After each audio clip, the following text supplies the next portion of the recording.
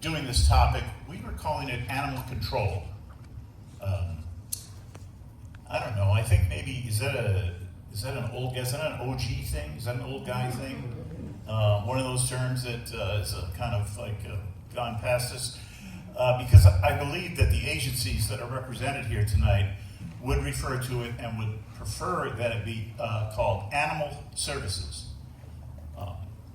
Because in the first place, there's a lot more to the topic than just making sure that nuisance animals aren't on our streets, and that we can keep track of who has what pets in our communities. Animal services includes a lot more than that, including the general health of our pet population and the services to pet owners. Tonight we have, helping us with this discussion, for very knowledgeable and qualified people to talk about the role of their agencies in this mission of animal services. I might as well go left to right and introduce them. First of all, there's a little placard up here in front of each of them, and I hope that most of you can't read it. Because the first one is incorrect. This is not Lisa Kucala of the Feral Cat Coalition. I'm over here. And I'm also told that the proper name of the agency is the Visalia Feral Cat Coalition. So that's also wrong. So we're kind of batting zero so far tonight, but we're gonna improve that. Marc Egge is representing the Visalia Feral Cat Coalition tonight. Egge? Egge. Egge. Yep. E-G-G-E. Correct. Palindrome. Yes. Very good. Okay. Next, going left to right, is, well, our top official in the city of Visalia, City Manager Leslie Caviglia, who is in charge of all services for the city of Visalia. And we are delighted and honored that she would take the time to help us with this discussion tonight. And I'm sure that she's going to do as well as anybody else in her agency. But, it's not her official title, so, give her a break. Next, BJ Motko is representing the Central Valley Rescue Railroad.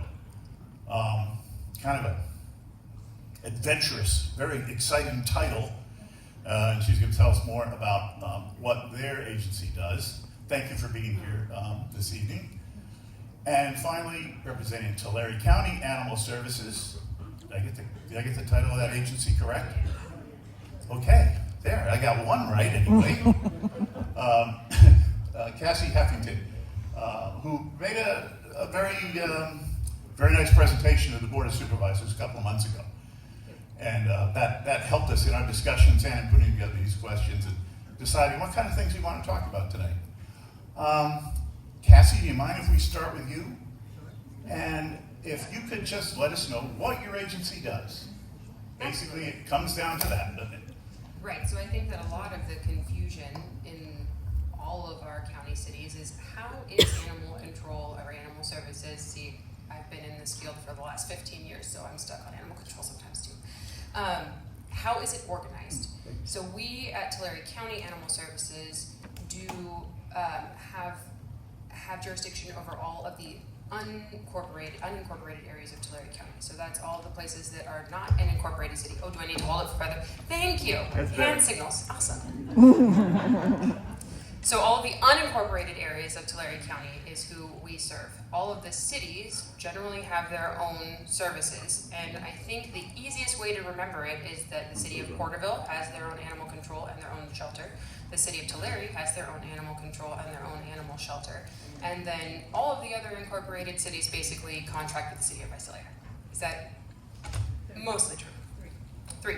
So the city of Dinuba, the city of Exeter, and the city of Farmersville contract with the city of Visalia, not all of them for sheltering services, or not all of them for field services, but for sheltering services. So we have all of the areas that are in county jurisdiction. So like Ivanhoe, Cutler, Orosi, down south, Early Mart, Pixley, all of those are our jurisdiction, and then the rest fall under the city's jurisdiction. So we at Tulare County Animal Services have 3 different departments within our division. We have field services, which are the officers that go out and respond to calls from the public. We respond to approximately 6,000 to 7,000 calls per year with 4 officers over about 4,800 square miles of county. The longest we have to drive to one call is about 4 hours one way to Kennedy Meadows, and we do have calls there sometimes. So we go all the way up into the mountains and all the way down south, all the way to Kings County line, Fresno County line.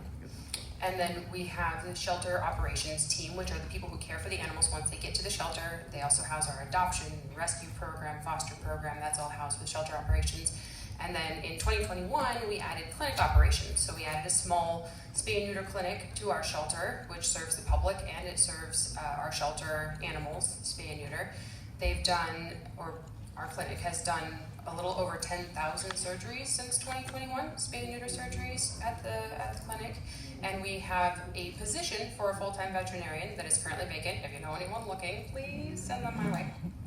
And then we have 2 veterinary technicians, 1 registered veterinary technician and 1 unlicensed veterinary technician who triage and treat all of the animals at the shelter based on the direction of our contracted vet. So we have a contracted vet that we do telemedicine with, and then we have relief vets that come in 3 to 4 days a week and do spay and neuter at our facility.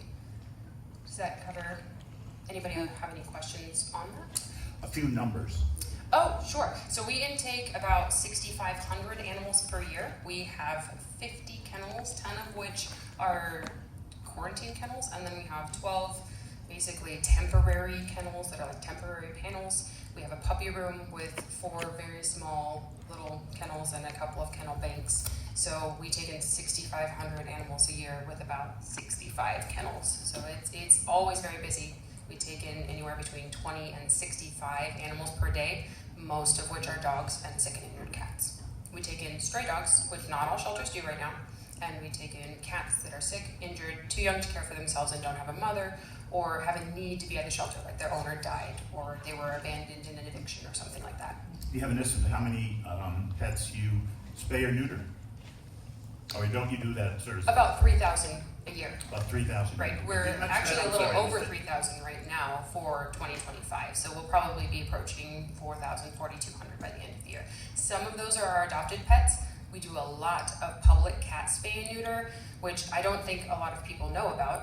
We release online appointments at the beginning of the month and usually around the 15th of the month for the 2 weeks following, and you can schedule online or people can call or email us. Our dog appointments are slightly more difficult to come by because a lot of them are taken up by our adoptions. We want to make sure that everything that we adopt out is spayed and neutered, but we do have them available. We also use those dog spots to do case management out in the field. We are getting calls constantly for people who have 20, 40, 50, 60 dogs, or even more cats, and they're on every street corner. So we use that a lot for case management and assisting people with spay and neuter through the field services. 60 stray dogs? Not strays, people who own dogs. We have an issue not necessarily with breeders that are breeding on purpose, but people who are just don't know what to do. There's a severe veterinary shortage of veterinary professionals, and people cannot get access to basic care here in Tulare County, which is something that some groups are working on. I know Visalia Feral Cat Coalition does a ton, and there are several other organizations that are working. We are very close partners with San Francisco SPCA, who is doing a pilot project actually in the city of Early Mart right now. So they are bringing a lot of spay and neuter into the city of Early Mart to prove that massive spay and neuter is going to work. Really? Yes. So we are working on that. Good story right there. I didn't know that. Yeah, San Francisco SPCA has been a wonderful partner. They are the reason that we have the relief veterinarians that we do. They actually pay for a lot of it through a grant through Cal for All Animals, which is the money that the governor gave to UC Davis Correct Shelter Medicine Program to disseminate throughout animal services organizations and nonprofits. Did they reach out to you or did you contact them? San Francisco SPCA. It's a long-standing partnership that was actually started by BJ, so she can tell that story. That's her story. And she connected their CEO, Jennifer Scarlett, Dr. Jennifer Scarlett, to us, to me, and it's been now a long-standing partnership for about the last 9 years. I was at Kings County when we started, so I was the shelter manager for Kings County Sheriff's Department for 4 years, and then I've been here at Tulare County for the last 6. Prior to that, I was in high volume spay and neuter. I was an administrator at the Animal Foundation in Fresno. So I've been around for about the last decade and a half. You got a resume there. Is Animal Services under Kings County jurisdiction, Sheriff's Department jurisdiction, Kings? In Kings County, yes. Yeah. Here it's under Health and Human Services. Yeah. No, I don't. I think it's probably better there. How do that number of animals, how does it get to those kinds of numbers? 60? I think just a lack of access to care. And so during COVID, what happened during COVID is that 1, everybody got an animal, and 2, nobody got them spayed and neutered because spay and neuter was not considered an essential service during the shutdown. So they estimate, some of the big box agencies estimate that 3.2 million spay and neuter surgeries did not happen during COVID, which means that 3.2 million animals were potentially out there that could have been spayed and neutered that were not, and that has caused a major influx of animals. So we have people that are, I used to say, when people would be like, oh, they were dumped out on my property about dogs, I used to say, well, you know, sometimes that really isn't true. They probably belong in the area. Now I say, absolutely, it's happening on a daily basis. We are getting calls for not 1 or 2 animals on a ranch somewhere, but like a dozen or more than that. So animals are being dumped out in our county orchards constantly. There's an angle I hadn't considered, but you know, I think eventually we're going to be able to blame everything on COVID. Questions? Somebody had questions? Yeah, but she suggested we wait till after. I could talk Okay, forever, so we're gonna need like a hand signal or something. I'm getting torn here. Some of my committee members are saying, hey, I got a question here, so you got to answer it now. And others are saying, well, wait till everybody's had a chance to talk. So which is it? Can you hold your question until everybody's had a chance to talk? Yeah. And very good. We have some unity here, almost. You know, BJ, sorry, we're going to skip you for the time being. Because I'd like Leslie to explain the same kind of thing that fills in some things about how you and Tulare County, I'm sorry, not you, but City of Visalia and Tulare County Animal Services work together, how you're different, etc. So much of what Cassie said is similar to what the City of Visalia does as well. As far as we take in about 3,600 animals a year. We have 2 divisions. We have the, we call it animal control, which is actually the officers that go out with the trucks and so on. 3 of them are centered here in Visalia, and 1 of them is shared between Exeter and Farmersville. We contract with them for that. And with the City of Dinuba, they have their own animal control officer, and they bring and we just shelter for the City of Dinuba. And it's simply a matter of economics in many cases for those smaller cities, because they just can't afford to have their own shelter and care for them. So we are trying to work cooperatively with them in that regard. And then we have our animal care facility, which is then operated by the folks that clean and feed and work on the adoption, work with the rescues, and try and get as many animals back out into the public as we can responsibly. We try and do different types of education. We really are trying to grow our foster program right now. Something else that we did recently was we added 3 public chip reading stations. One's at the Anthony Center by Recreation Park. One is at Station 54, and one is at, I believe it's Station 53, one in the south and one in the north facility. So that when someone finds an animal, especially if it's weekends or evenings or something, they can try and locate it with a chip if at all possible. Because what we want to do is see those animals returned to their owner if at all possible, and that is also our focus as our animal control officers are out in the public, to first try and find the owner and just see, you know, does the neighbor recognize it? Just what can we do to get the animal back in with their owner? Anything you do different from the county? So we do not have our own vet. We do contract with a part-time vet, I should say. We have not had a permanent full-time vet. We are very grateful because Tulare County is willing to share their access to the spay and neuter. So we have a couple of days a month in the last couple of months when we've been able to have more animals spayed and neutered, and that's been a tremendous help, and we're very grateful for that cooperation. And I know there's a lot of information exchange and so on between the two organizations, but That's good. and if they can find a full-time vet, we'd love to buy some of that time. But Yeah, I'll bet. We're going to try to stay away from a lot of the sort of political and jurisdictional issues that arise among animal services, because, you know, as I said before, it doesn't serve anybody, but we know they're there. But I think it's very encouraging to hear that your agencies can cooperate so well. So that's a good thing for pet owners and especially for animals. BJ, now that you've been neglected and I've rejected you, can you ever forgive me? Maybe. Yeah, okay. We'll see how it goes. That's better than what I thought I was going to get. What does your agency do? Okay, well, we're the Central Valley Rescue Railroad. I founded this organization about 15 years ago after 10 or so years of volunteering at what used to be Valley Oak SPCA Animal Services. And we just kind of grew from there. I would say that our role in the community is basically to work alongside the shelters to try to ease the crowding and the overpopulation, to connect with the community, try to get some education going out there. We don't have an actual facility. We have my property, which now has a pretty large campus. We take in anywhere from 500 to 1,000 dogs and a couple of cats a year.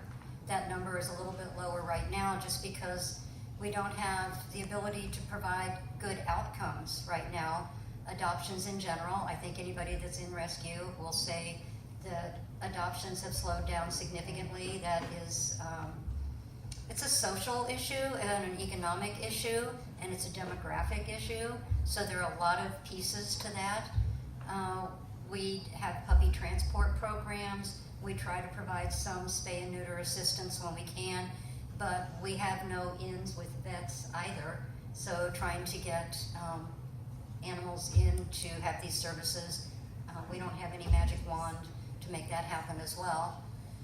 So we're just out here trying to educate more than anything and help as many animals as we can. At any one time, how many animals do you have at the station, so to speak, waiting for a train? At the depot? Yeah, at the depot. Yeah. Yeah, we call that the depot. Okay.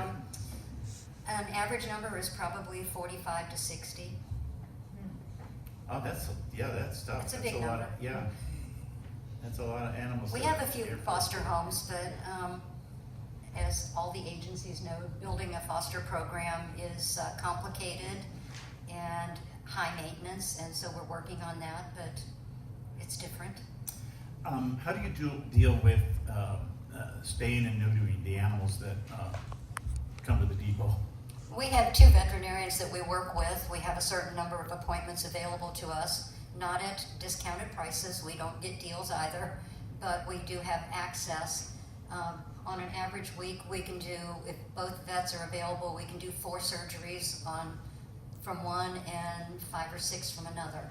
So that's not a very big number. Wow. And we also try to provide some vouchers to veterinarians. If somebody brings us a litter of puppies, you know, our conversation with them is how do we stop this from happening the next time, and try to provide some services for that as well. How many animals can you find homes for, or send them down the tracks, so to speak? Well, I mean, the answer ultimately is all of them. It's just the time frame. Again, we used to be able to place between 500 and 1,000 animals a year between transport programs and adoption programs. I would say we're probably half of that right now. Okay. Are things generally kind of going that way for all your agencies? Yeah. Okay. I'd like to hear your story that Cassie started for you. You can blame her.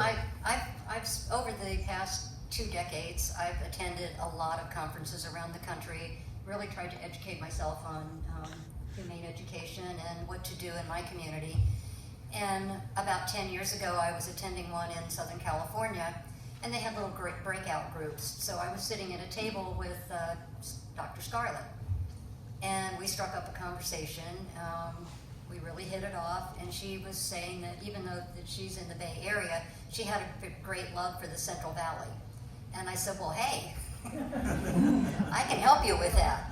So as soon as the conference was over, I contacted her, because I'm pretty persistent, and we made connections, and they started helping us, and I got her in touch with Cassie, and that's just been a wonderful, wonderful partnership, because not only do they bring a lot of education and hands, they bring a lot of money into the area to try to support some of these programs. No, that's good, very good. And I guess I should add that our agency is completely, we are a nonprofit. We have no grants, we have no funding. We operate on adoption fees, which don't even cover expenses, and private donation. How many volunteers do you have? About 45. 45. 45? I have my volunteer coordinator here. Oh, that's good. 501c3? Absolutely. Did BJ get anything wrong, by the way? Oh, no. No? Not yet. 45 is a pretty good number of volunteers for anything these days, so Yes. that's a good sign for you.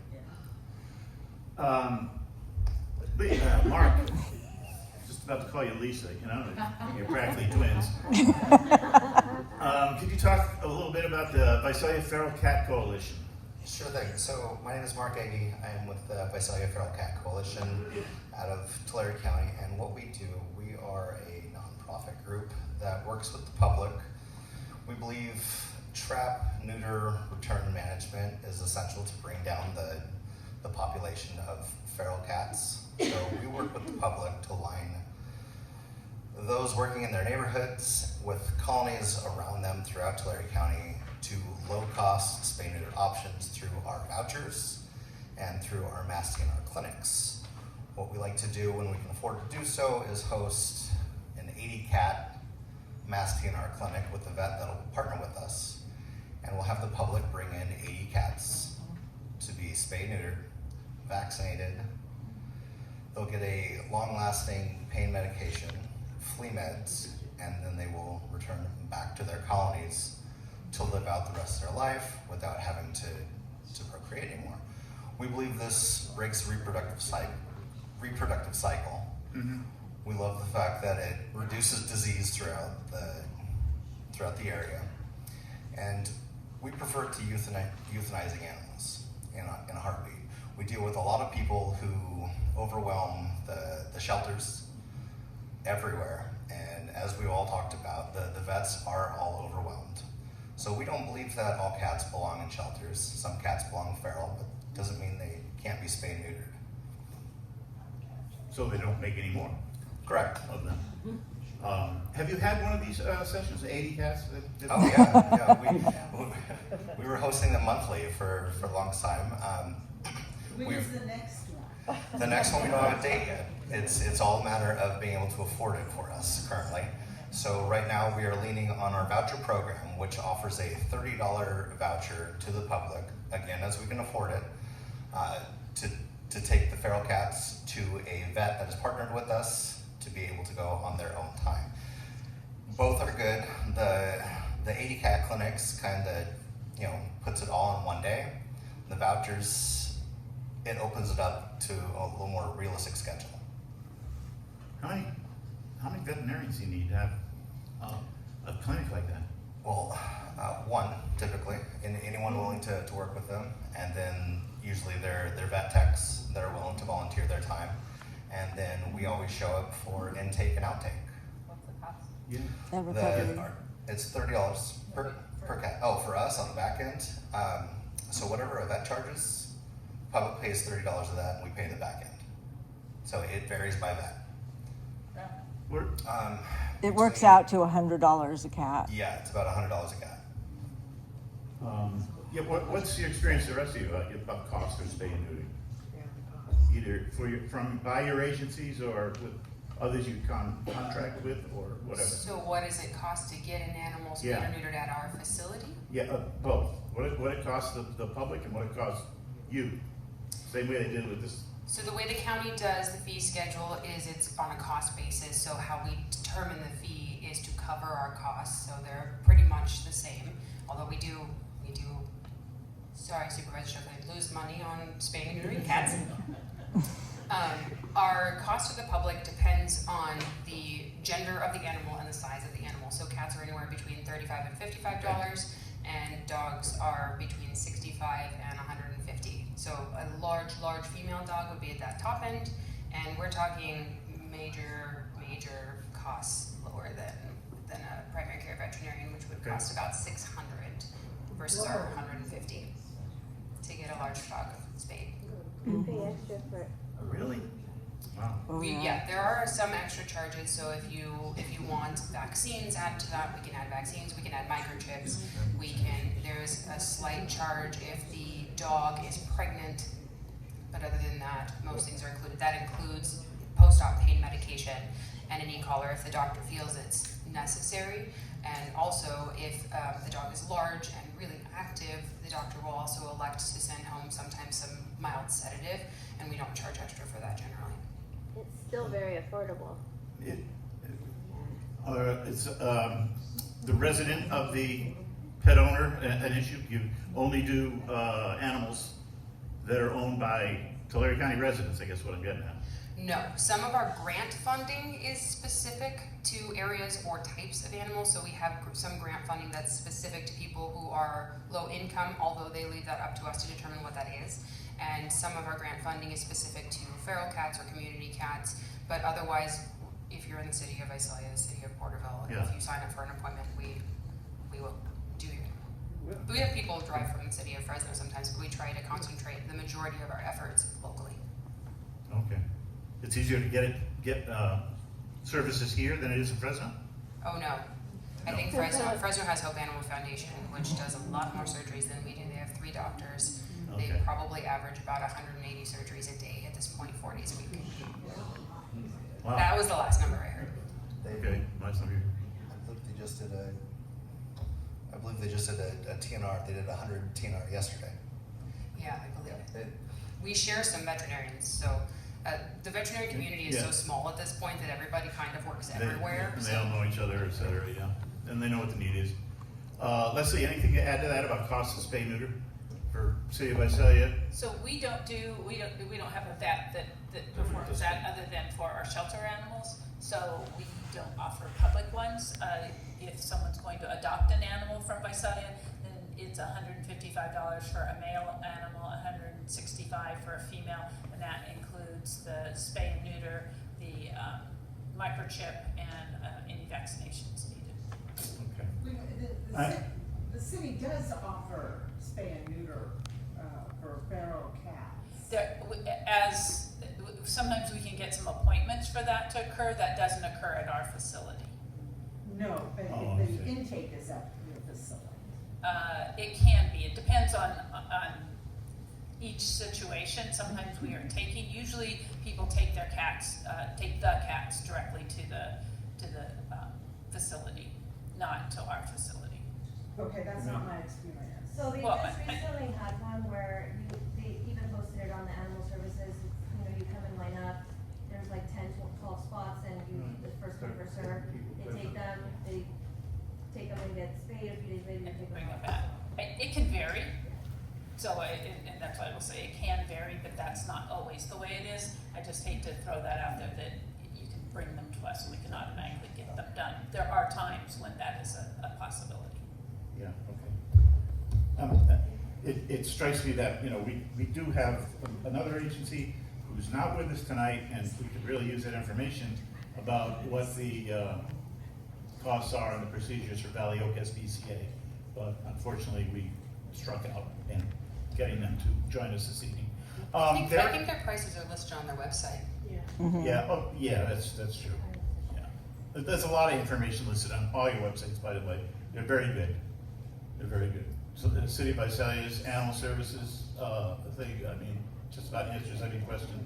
And Tulare County's got all kinds of posters there with different things, and BJ, the Rescue Railroad's Yeah. got amazing amount of information just in a small space. We have a question, go ahead. Yes, I have a question for Ms. Cabelia. I go by Leslie. Leslie? You have a city ordinance, 6.08.030, public nuisance. It is declared a public nuisance for any animal except cats that are spayed or neutered or currently licensed by the city of Visalia to run at large or to be on property other than that of the owner of the animal without the property owner's consent. So, the way I'm reading this is that animals at large are a public nuisance. Why is the city not addressing that? So I'm not gonna tell you I'm an expert on every one of the ordinances with the city of Visalia, but cats are considered free spirits, and so that probably is a change that needs to happen with our ordinance. I'm gonna look a little bit to Cassie if she can chime in there. So I know there are the feral cats and so on that are out there. With regards to dogs, we do pick up a number of dogs every day. Okay, but, so you wanna change the ordinance so that you don't address the problem? You continue to not address the problem? We're not allowed to, because cats are considered free spirits by, I believe it's state law. Yeah, that sounds like. State law, State law says what? it's that cats are free spirits. Well, I understand that, but Yeah. what is it? That ordinance sounds like boilerplate from the state. It sounds like something we need to update, and I Yeah. will gladly say yes, but, we'll find that throughout our code ordinances, and, once it needs to be addressed. Okay. Were you asking about cats? Cats. yeah. Or dogs? Cats. Oh, okay. I thought this was about. Okay, another question right here. I basically want to say something to balance it out with. I have been doing TNR and co-founded a program in the Bay Area back in '89, so I've been doing this for a long time. But the homeless cat population is a revolving door. You rescue a cat from the street, and your neighbor down the street loses or abandons another. Cats are domestic animals, not wildlife. And lost or abandoned, they revert to unsocialized or feral behavior for survival. Too often, they have not been spayed or neutered, and they reproduce unwanted litters who often suffer brief lives in our hazardous world. Homeless cats and their offspring are victims of human irresponsibility and neglect. We are the problem. Okay, was there a question in there, ma'am? Because I think, Did you have a question? I did have a You had a question numbers earlier, question. a numbers question. What is your euthanasia rate What is your euthanasia rate, and what is your rationale for doing that? Are you asking me or? yeah, ma'am, could you hold that question for just a bit? Because we're going to get to that topic with the entire panel in just a second, okay? All right. Other questions? Yes.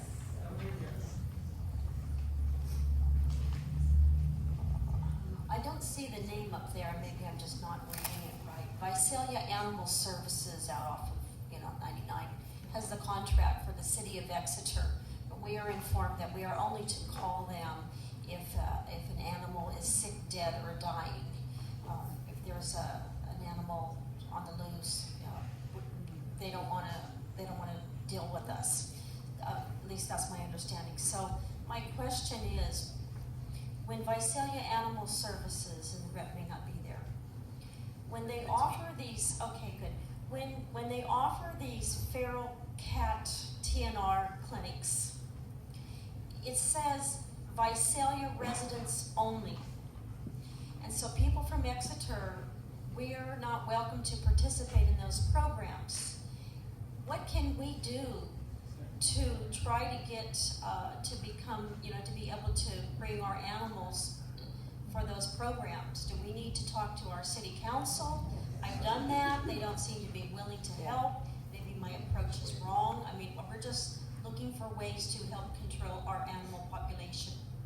I personally have fixed 13 cats.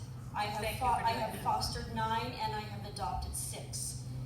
I'm on a fixed income, so Yeah. I pretty much can't do much more than that. And there's a lot of people though who are willing to help if they know their resources.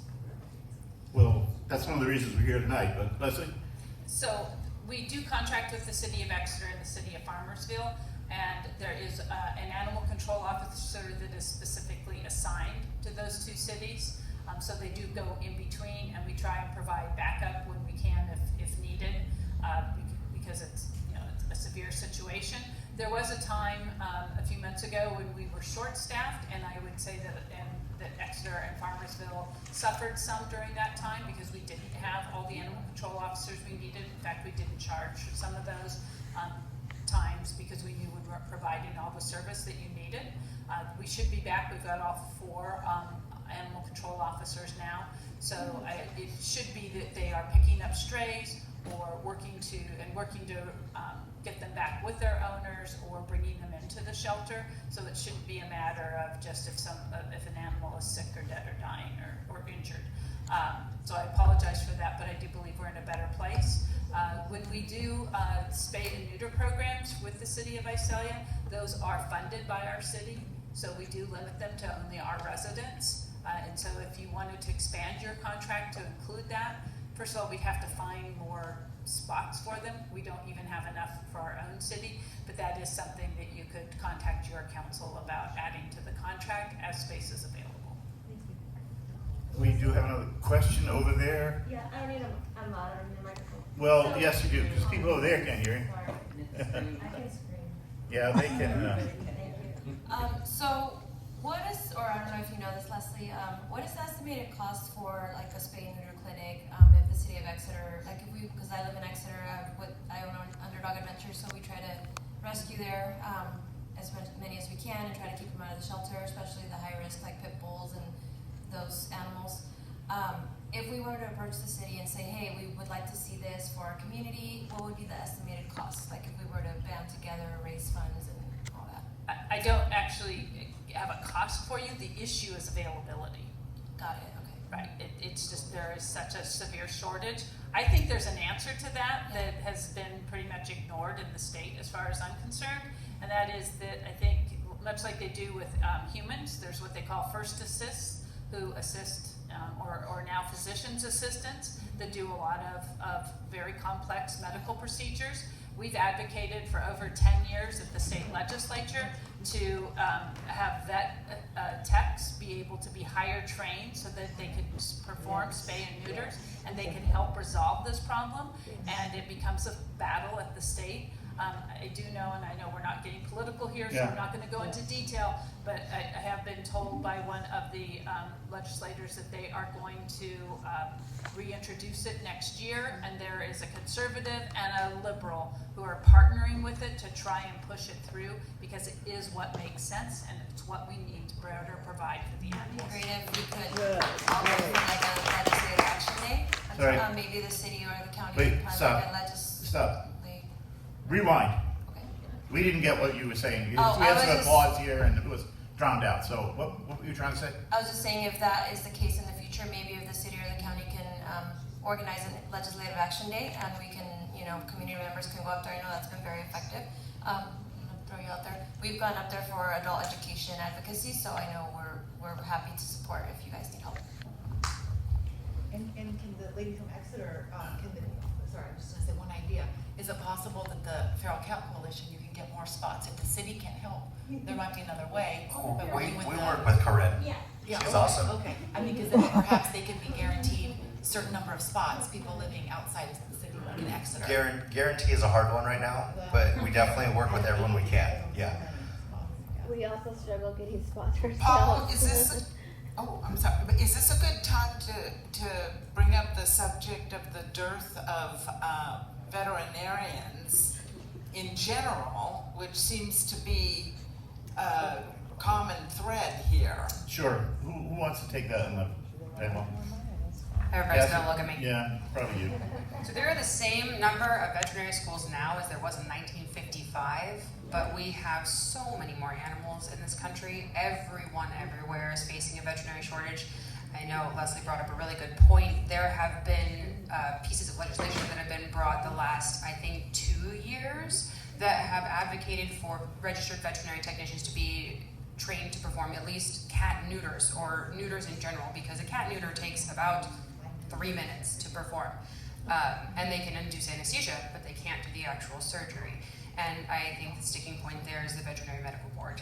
So I'm not entirely sure what the reasoning is, but that is the part where is, yeah, I think you hit the nail on the head right there. The state of Colorado just passed it by initiative. I'm not proposing that, folks. That would be very hard, but that's how far they had to go to get there. So.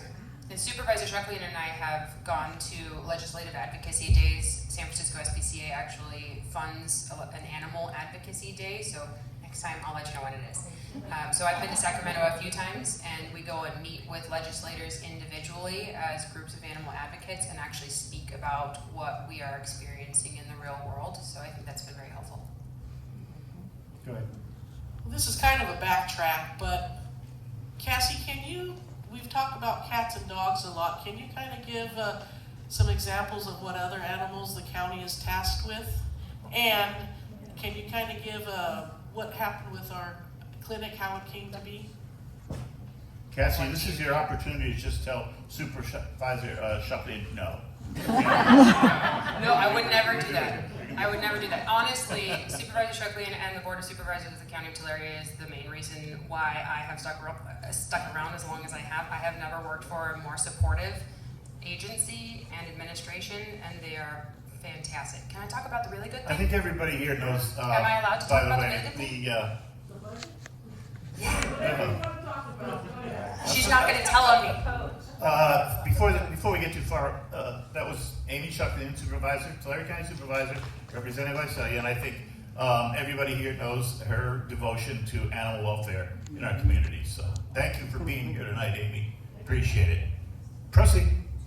So the other animals that we take in livestock. So we take in stray horses, cattle, goats, pigs.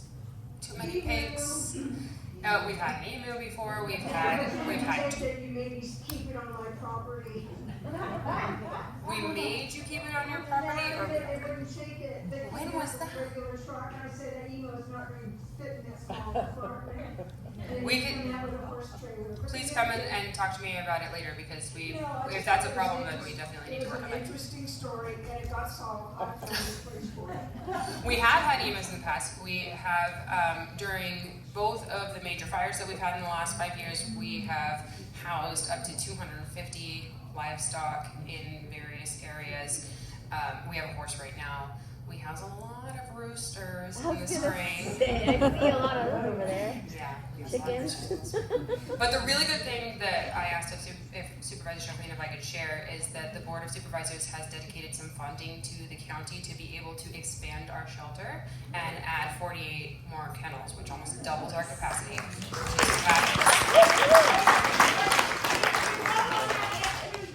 I'm sorry. Propose. Leslie said I could say propose. You said you wouldn't tell on me. Which will help address this lovely human's problem of the euthanasia. Salary for a veterinarian also. Pardon? Oh, the increased salary band for the veterinarian to hopefully attract someone here. Unfortunately, a lot of the new grads want to go to the big and sparkly places like LA and San Francisco, and nobody wants to come here and hang out with me in our tiny shelter. And I think that's an important point, though, because vet school is what, 4 years of college and then 4 years of vet school, and a lot of expense for it. And you don't get out. Most people, very few, are going to get out and say, "Yeah, I want to go be a vet in a shelter, and that's what I want to take 8 years of college." I mean, I think we have to deal with that reality and maybe look at part-time, look at maybe retired vets, ask them, "Will you come 1 week a month?" Just something to start to get more folks that can come in, and I hope you get it one, because we'd love to partner in, but I think we're gonna have to think even more creatively. Did we have any veterinarians join us tonight? Anybody in the audience a vet? Is there a vet in the house? Nobody wants me talking to them afterwards. My question might be more for the end, but I was wanting to know how successful the trap and release has been in decreasing the feral cats that are. Can't hear.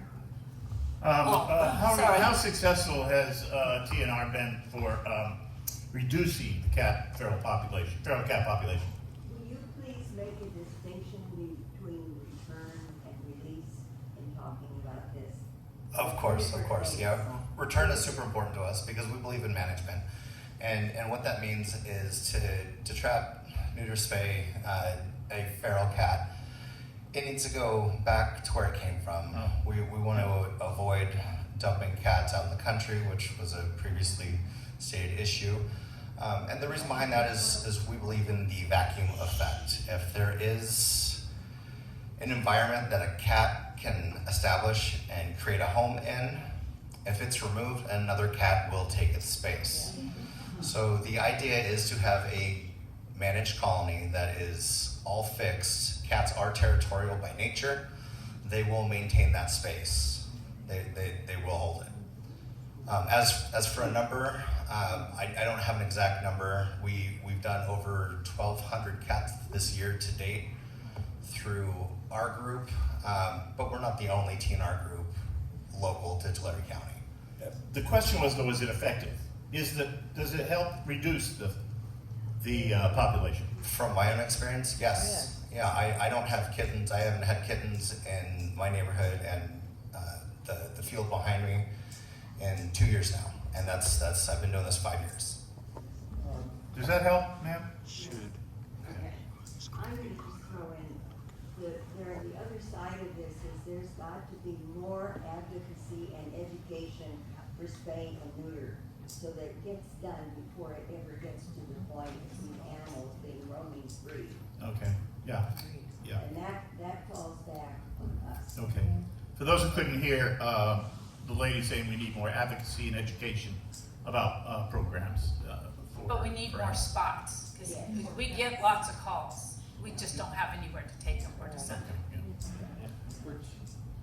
A couple of points here. According to the University of California, for population reduction to successfully occur as a result of TNR, more than 75% of the population must be sterilized annually with no new additions to the colony. Currently, this is for California, the maximum spay-neuter rate achieved at county level is approximately 2 to 5%. So I hate to say it, but you're kind of spitting in the wind. Well, you probably shouldn't have said it. I will keep spitting into the wind instead of choosing to euthanize a cat.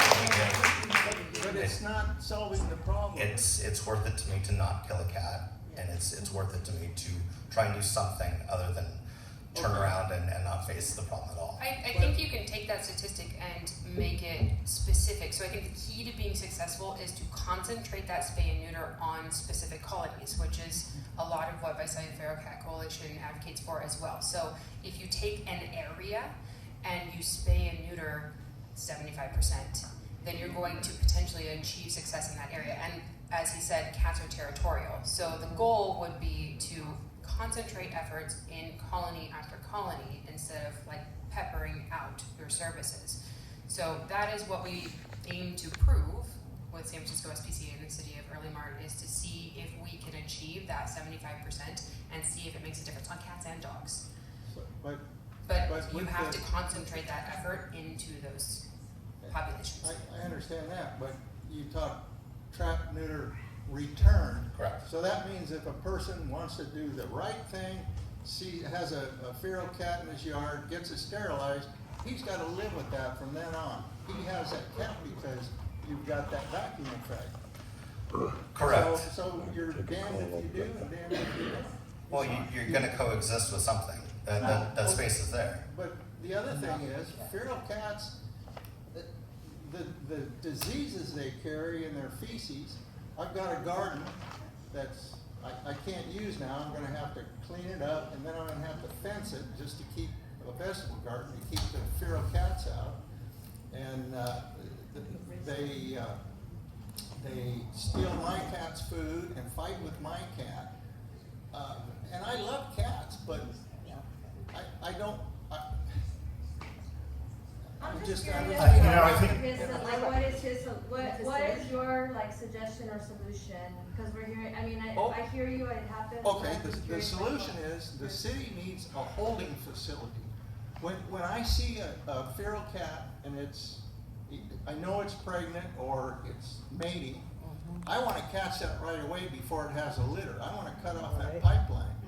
So I call the city, Tuesday morning, 8 o'clock sharp. I'm on hold for 10 to 20 minutes, no vacancies. So what do I do with that cat? I try next week, same thing. I've gone 3 or 4 months in a row and couldn't get an appointment. So in the meantime, how many litters has that cat had? I have one in my backyard now that's had the second litter there. The first litter, I adopted one. Now I've got 5 kittens that I've got to find a home for. He loves cats. He's my And you know favorite. what? I can't keep them because the city limits me to 4 cats. I already have 4 cats. You can't. So what am I gonna do? The city won't help me to get rid of the cats, but I can't keep them. Get the cats adopted. What kind of deal is that? Well, I happen to know from personal experience this summer that the city gets sporadic funding for 20 to 25 cats in one program. I've been through that. And you've yeah. done that. That you don't have to call for. You just have to get there at 7 in the morning Well, and you and have to stand be- in line. And you have to be one of the first 20 25 or 20 or whatever. 25 depending Right. upon the funding level. Okay. Yeah. But in the meantime, these cats are getting pregnant and having a litter. Get the kittens fixed. We need a holding facility. When I see the cat, I'll set the trap, I'll catch it, I'll turn it over to the city, and the city can TNR it or euthanize it, which I know people are gonna throw stones at me for saying it, but that is the only solution. TNR is not gonna work until you get Probably the should numbers give him down. a microphone. Oh, I'm sorry. Well, I'm TNR, not sure we should give him a microphone. I'm sorry, TNR is not gonna be effective. We understand your frustration. Let's see if we can get some answers, some hope for you, sir. Okay, well, I thought- Okay. This isn't hope. This isn't the hope part of it, but we haven't talked about euthanasia yet.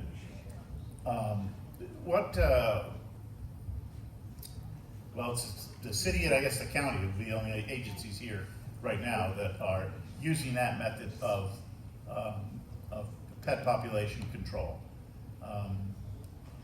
What does it cost you? How many? And is it effective? I guess. I don't actually know the rate. Jason Glick is here. He came in from his other meeting. He is the director of our Parks and Rec department, which includes animal care facility. Do you know our euthanasia rate? I don't know. Yeah, I don't. So I can tell you it is mostly large animals. We're much better with being able to either return, rescue, adopt, or foster the smaller animals. We have a very hard time with the larger animals. Those would pretty much be all dogs, isn't it? Yeah, it is. Yeah. Well, unless we only accept cats that are sick, injured, or dying. Okay. What are the conditions for euthanasia? So, Sick, injured, or dying cats, and well, sick, injured, or dying animals. Animals. If it is just one that cannot be, then that one would be immediately euthanized. In Visalia, cast your stones, folks. It is if the animal comes in with no identification and we have no idea where it is, then it has to be held at least 4 days.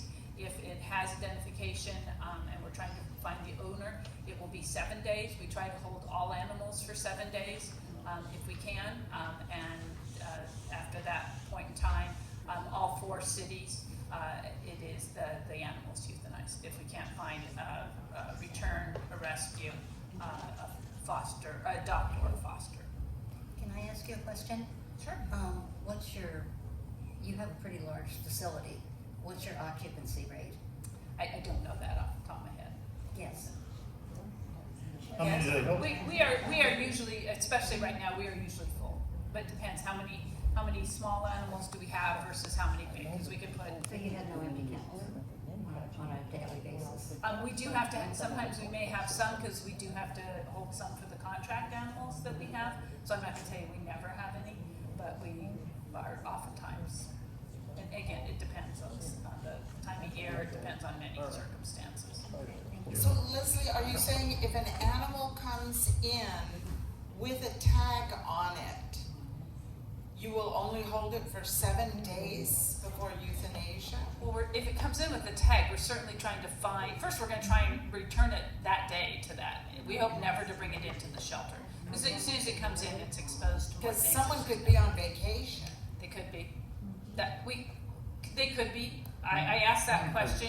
We don't find that often. Usually some cell phone number, we can usually find a neighbor, we can usually find somebody in that type of situation. I'm not gonna tell you it never happens, but that does not seem to be a prevalent problem.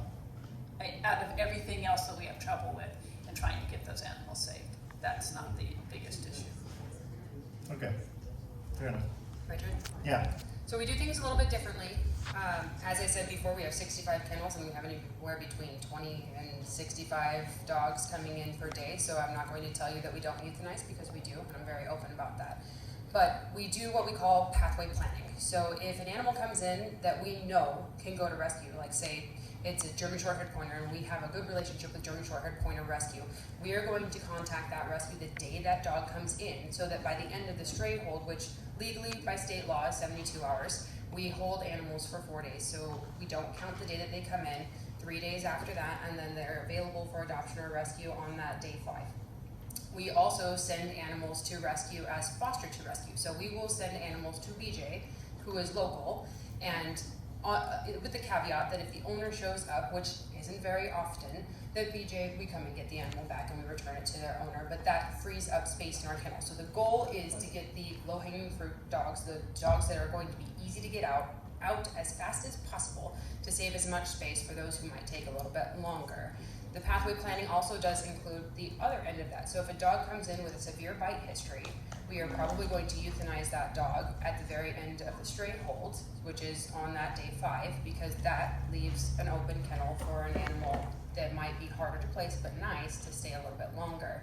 When we're talking about making selection, that selection is ultimately signed off by me, but is made by multiple people. So myself, my shelter manager, or my shelter supervisor, and our rescue coordinator. We have one coordinator, which is more than City of Visalia has, so we do at least have that going for us, is that we have a coordinator, but she runs our foster, adoption, volunteer, rescue, and outreach programs by herself.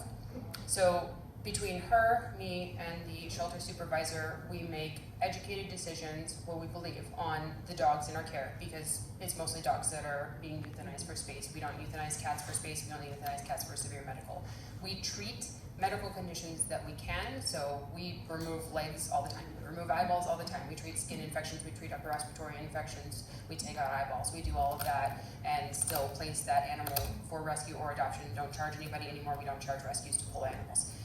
But we do pathway planning so that I can know at the end of the day, I can sleep at night and think I have tried my best for each animal that is in my care, and at the end of the day, either we had to euthanize because we didn't have the resources, the dog is suffering from severe kennel stress, or it has a medical condition, or its behavior. It is most of the time behavior that causes that selection, and either that is behavior that is unacceptable toward people, it has bite history, it is lunging at the front of the kennel, or it does not pass dog testing, which means that honestly no rescue or adopter is going to take it unless it's a doodle, if it doesn't like other dogs, or it is severely injured or sick. We have horrific medical cases coming in all day long. Sometimes it feels like an ER at our shelter, because the vet techs are just consistently triaging horrific and very traumatic cases of injury and illness.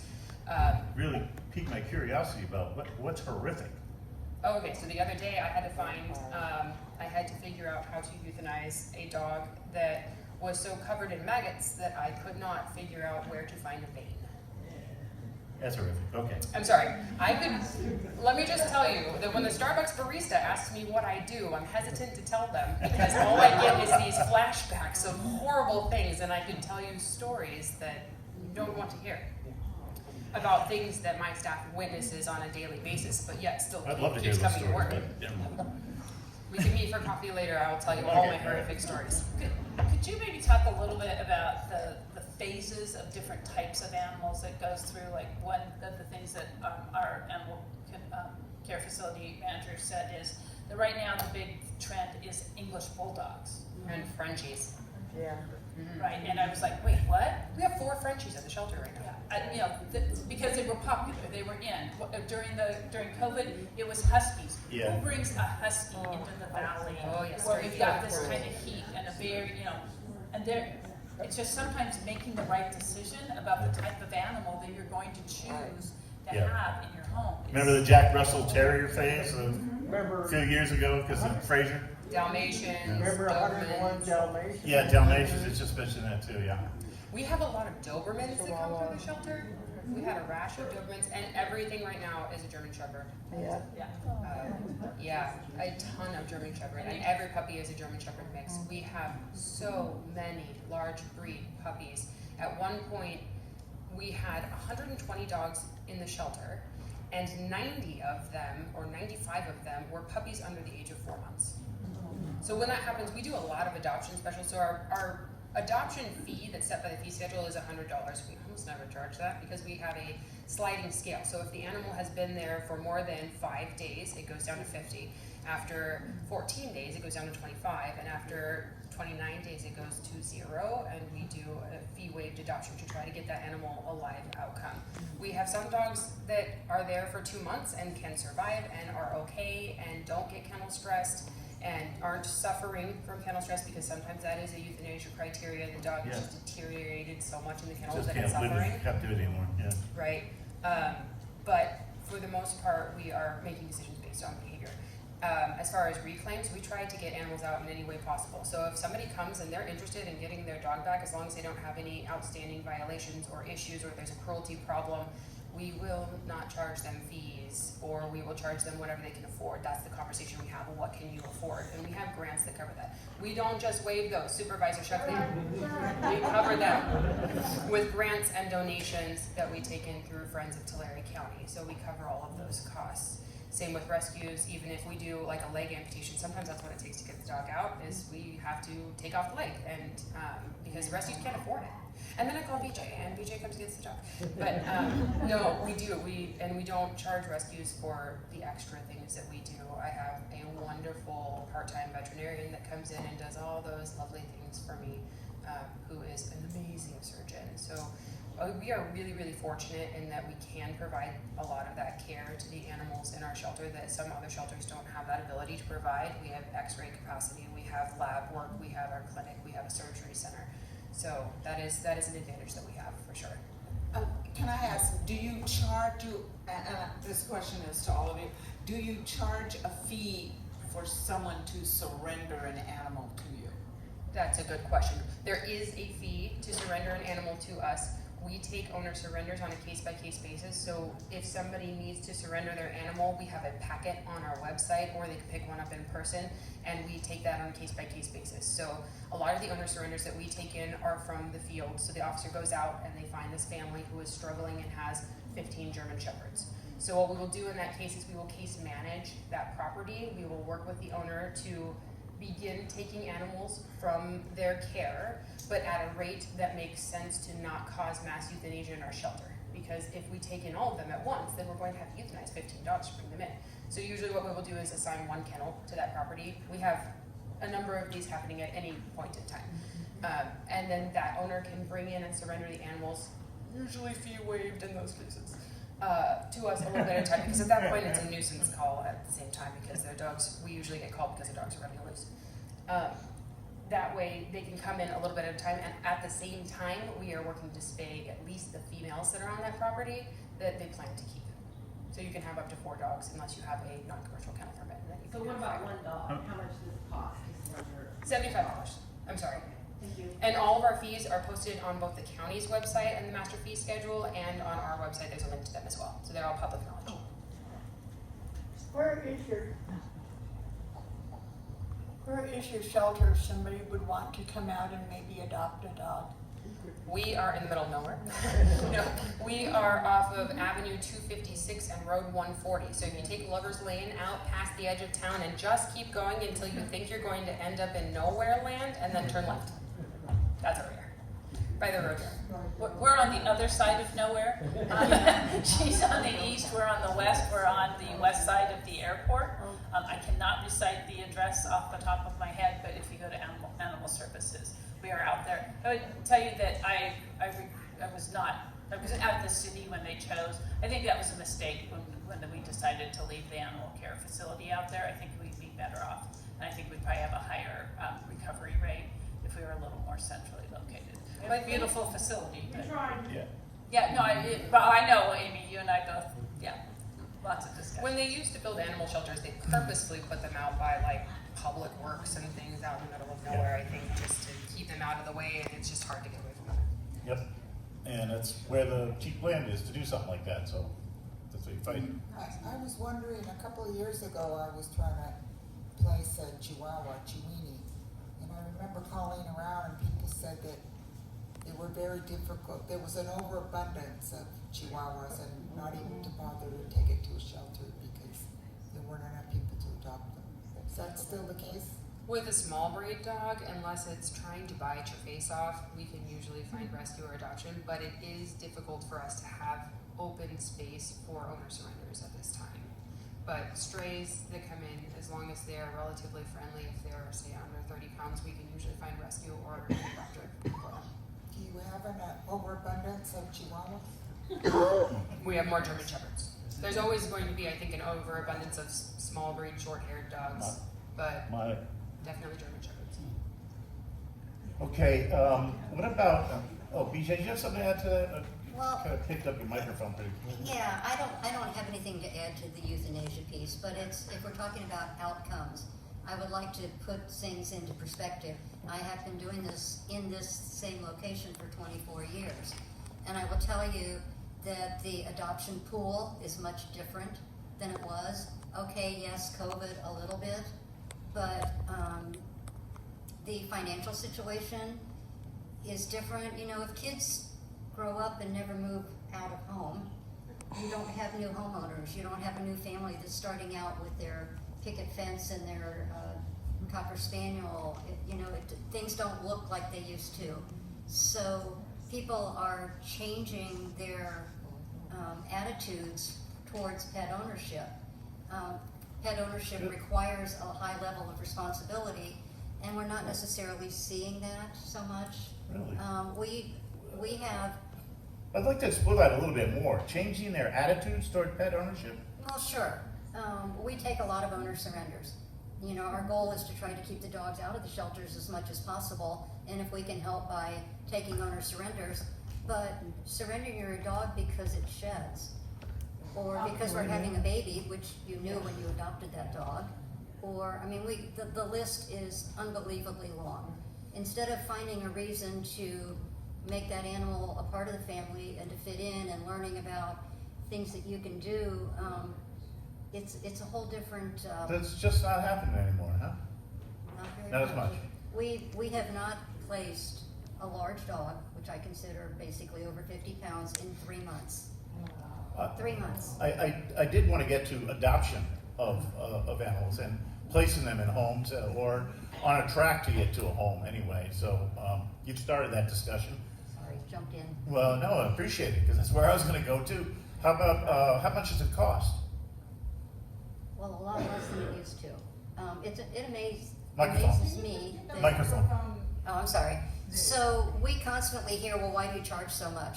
We have not raised our adoption fees in 8 years. Our average adoption starts at $150 and goes down because we constantly reduce fees, just sort of like a sliding scale, as Cassie was talking about. Once they've been there for a while, you know, we start to reduce fees just to try to get them into a home because there's no benefit to being in an institutionalized setting for them or for us. So. What do you get for your 150? Way more than you should. I'm sure. You get the animals have been cared for quite some time. They're spayed, neutered, microchipped, current on all their vaccines. Most of them had flea treatments, deworming treatments, and we even have part of our staff right now is a trainer. So we get the benefit of being able to socialize and work with some of the dogs. So they've already got some basic. way beyond basic. Home training? Yeah. Really? Cool. Yeah. VJ, I have a What? question about where does the railroad take the animals? A couple years ago, I was hearing like LA they took all the Tulare County animals. Yeah, you know, That might have changed. the trend over the past 10 years was to rescue our way, or transport our way out of this crisis. To It's where, not, though? it's not gonna happen. So where are you taking us? So we are just now probably ending our longest term partnership of 20 plus years because With in San Diego. And that was our puppy partner, but they're going and getting dogs from Oklahoma and other places and doing different things. So for us to try to find, that was the basis of our rescue. That's why it's called the Rescue Railroad. Right. Is that we were taking dogs out of shelters, caring for them, and moving them into other areas. But those other areas are also now saturated, So what are and you they're doing struggling now? in the same way. So trying to find these partners that will help us in large numbers. We don't load the bus up a whole lot anymore. So we're depending on BJ, the remember to local- use that mic, would you? Sorry. Thanks. There you go. What's the cost for other agencies for adoption? 155 for a male, 165 for a Same female. kind of deal, okay. Our dog adoption fee is $100. Cat is $70, but like I mentioned before, it depends on how long the animal's been there. So after 5 days, on day 6, it goes down to $50, and then day 14, it goes down to $25, and then after 30 days, it is a fee-waived adoption that we're covering through grants and donations. Sounds like Filene's basement. Yeah, and Wait you till know, down there to is day always 4, the you get a cheap concern deal. that we get, there's always the concern that we get that people are like, well, they're not gonna care for a free animal. But in reality, we really haven't seen any difference when we're running fee-waived adoptions as far as our return rate, and we will always take back our adopted animals. So when people adopt an animal from us, they know that if it doesn't work out for some reason, they can always bring it back. Those are owner surrenders that we will always take. So I think that it doesn't make that much of a difference as far as the quality of care. I think it just depends on where they're going, and unfortunately, I think that we're probably stealing some of BJ's adoption. How hard is it these days To adopt an animal? to get your animals adopted, to find adopted families? You know, it always surprises me what dogs people pick, because the dogs will, we do foster to adopt, so I think that that's twofold. One, it clears our shelter faster, and 2, it allows the family to make sure that it's a good fit, and then they generally bring them back in a few days for spay and neuter. We have a really great success rate as far as people don't just not show up generally, and if they do, we send an officer to go get the animal back. Foster to adopt means that the animal is in the home for a certain amount of time. Correct. So it means that the animal goes home as a foster animal, which stays so that the ownership of that animal stays with the county until they finalize the adoption, which is when the animal is spayed or neutered. Okay. The other good option for that during that time, or the other good reason for that during that time, is when somebody does foster to adopt for a puppy, we will continue to provide those vaccines every 2 weeks until the spay and neuter happens, so we can make sure that puppies have more than just one vaccination. Litters of puppies do not have a stray hold, so we put them up for adoption immediately, and that's foster to adoption. So then they can go out to homes, they can be not in the shelter, they can be in a home, but they can continue to get those vaccines every 2 weeks until the time for their spay and neuter. They get spayed and neutered, and then the adoption is Okay. finalized. Yeah, good. We do conversation-based adoption, so we have an adoption application, we use it for basic information, but we have conversations with people. So my staff is talking to people to try to find the right fit for them, which I think plays a part in whether or not the adoption works out. Yeah, good. Anything else about adoptions from any of you? No? We do have a question. Yeah, go ahead. Oh, hi, everybody. I have a lot to say. I tried not to jump in here and there, but just kind of covering everything that we talked about. Is there, like, speaking of adoptions, before we go on to another topic, what about, like, senior programs? Like getting dogs and cats into senior households? Is there some kind of, it seems like a great idea. You got seniors at home might be a companion. If there's some kind of program to push for some of that, where they can be put into all the agencies. We would love that, and actually that sounds like a really good foster program too. Seniors that are fostering, especially senior animals, that sounds like a great plan. I will talk to Jessica about that. Yeah, awesome. We have a grant, what we call a Grandpa's program, which is senior dogs, hopefully looking for senior homes, and a little special place where some of them are able to be housed on site. Veterans are always fee-waived adoptions. That's a California state law. There's already in Martinez, California. she Okay. does a cat lounge for senior cats, for older, older guys, or cats for 7 years and older, and she does the senior adoption. We're not getting the benefit of your, Okay, I get really excited about that because I've worked with another organization in Martinez, California. A lady up there has a cat, well, she can't use the term cat lounge because there's a place in Los Angeles that won't let her do that, but basically she calls it the cat lounge. She only takes senior cats 7 years and older, and she partners with the Meals on Wheels program up there. If the senior adopts the cat, then the Meals on Wheels takes them the food. The cat food? Yes. Wow. So, Meals on Wheels is a county program. I don't know how you can mesh that all together, but it works for the senior. It works for the animal. That's an interesting thing. We do partner with Human Services on providing, when we provide dog food or we come into contact with somebody in the field that needs pet food, we generally will provide it, but we also provide them information on CalFresh for human food. So we partner with Human Services on that. That's an interesting prospect for senior adoptions. Because sometimes it's an income related issue. Even at senior home facilities where they might benefit from petting a cat, and it's good, it's a win-win for everybody. Okay, moving on. Les, you mentioned earlier about education, pushing, and it seems like getting ahead of this is really about the spay and neuter, and I think we all kind of know that, right? We want to, if we get ahead of the spay and neuter as much as possible. Some of it, we know that there aren't always appointments available, but what about education to the public? Because I feel like that's part of it. I think there are those of us who know that we need to spay and neuter our animals, and I think for some people out there, it's just not a priority, whether it's lack of education or it's a cultural thing, whatever it is. So I'm wondering what more can be done for education in the community, what's already being done, and what can still be done. I work for VUSD, and I constantly think that is a huge sort of captive audience. I think back to Nancy Reagan, and when you push for something, an idea, and you make it well known, like just say no. We all know, if you're from the 80s, right, you all know just say no. We all know what that is. And we heard it everywhere, and it was everywhere. So I feel like in Visalia, what are some of the number one problems we have? And I think many of us would agree this is definitely a number one issue for many people. It's not the only issue.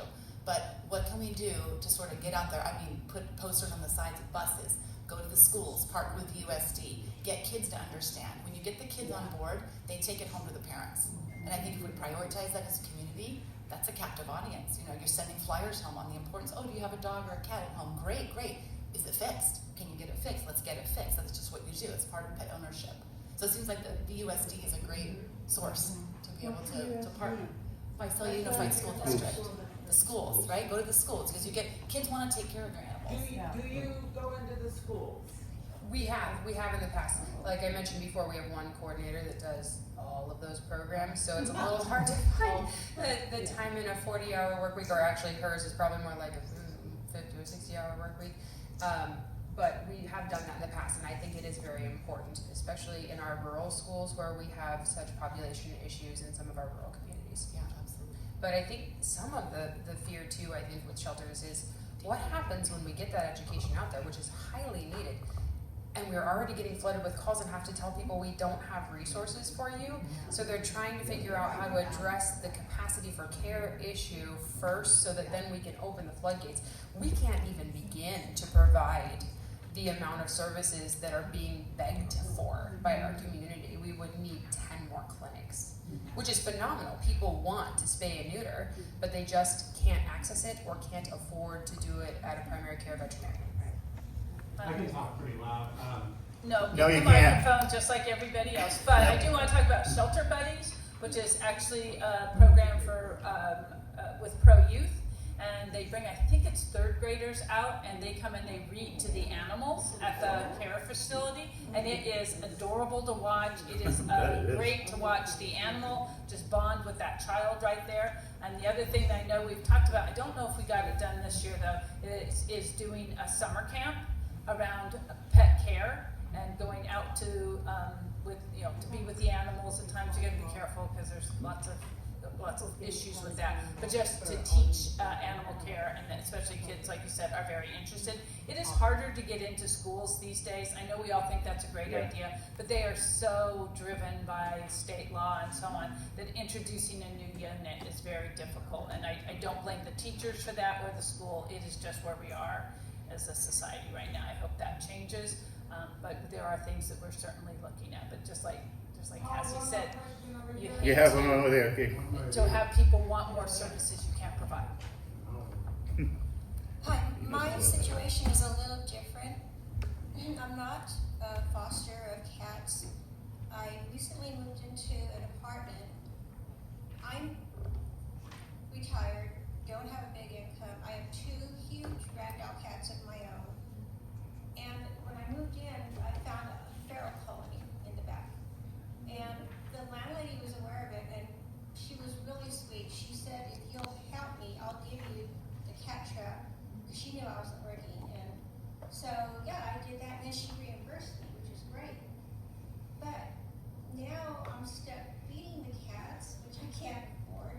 One is sick, and I don't know what to do with it. So, do you have any advice on how I can go from here? And I did find homes for 2 of them. Where are you? I'm here in Visalia. If it's a sick cat, I'm assuming the animal services would take it because technically it's not yours. I have a number I can share with you for that, Okay, for the but sick cat. But would you care? Would you get it well? I mean, what would happen to it? I'm really close to these cats now, so I'm just curious. I think a lot of times it depends on how handleable the cat is and what kind of illness it is. So if a cat comes in to our facility, at least, which I assume it would be similar with the city of Visalia because we share a contracted vet, if it is able to be cared for safely by staff and is handleable enough, most of the time we will treat basic illnesses. If it has 2 broken back legs and is feral, then that's a euthanasia case. The majority of them, I can handle them. I've even spayed and neutered 2 adults, not 3 adults actually, 2 mothers and 1 stud. I wasn't going to help the landlady at first, but the kittens were all over the carport.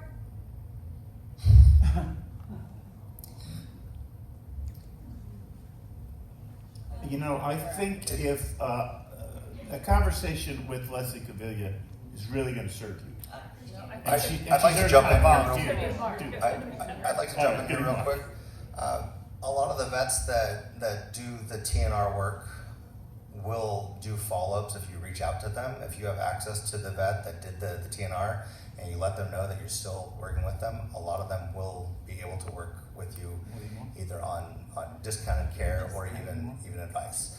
Another thing I'd like to recommend is there is we have our information on our website, and we have a huge network throughout Tulare County and beyond on our Facebook, where a lot of people who share similar experiences as you will be able to, you'll be able to open up that conversation with them, and someone who has dealt with something you are dealing with, you might be able to connect and find the answer you're looking for. Of course. Yeah, go ahead, Gene. What is stopping a procedure to create specialists to perform this surgery? You're mentioning 5 or 6 minutes. It seems like you could have specialists that could do this in mass. And I mean, They can't, they aren't licensed, the state won't allow them to be licensed. Get licenses for this serious Just problem? came in late, because we did talk about that, we've tried for over a decade to get that law passed. That would allow some sort of. You thought of it, I appreciate Yeah, it. no, and we believe there's gonna be legislation again next year.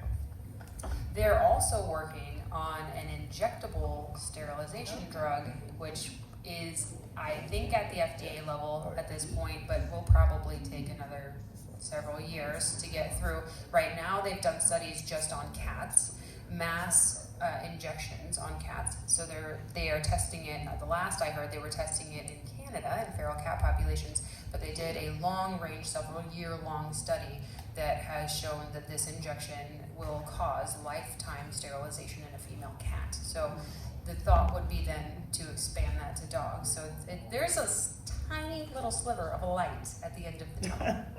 Oh, come on, there's got to be more than that. Supervisor Shuckley, do you mind if I pick on you? That's fine, I'm used to it. Yeah, I know you are, and usually I'm the one who's doing the picking. I'd like to ask you a question. You've been at this for a long time, well, Yeah. a while. Give us some hope.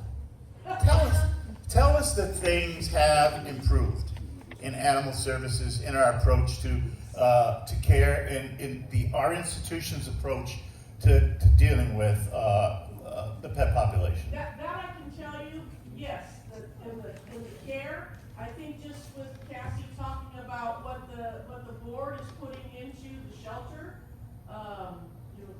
Yeah. the budget, there's an additional $3 million for improvements. The support of the spay and neuter clinic, we know that's a big deal throughout the county, not just in the unincorporated areas of the county. Does that help?